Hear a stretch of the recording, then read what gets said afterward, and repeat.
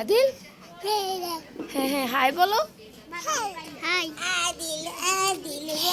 দেখো আমরা হাসিনকে মেকআপ করাই দিছে। হাসিন কেমন লাগছে? সুন্দর। কাকে বেশি সুন্দর লাগছে, আমাকে না তোমাকে?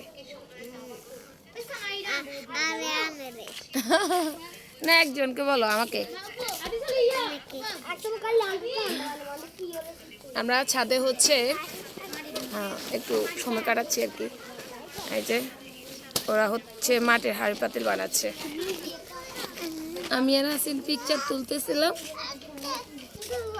আদি এদিকে আসো, আসো আসো, বলো কেমন আছো? ভালো আছো? কি করো? ভেঙে দাও তো একটু।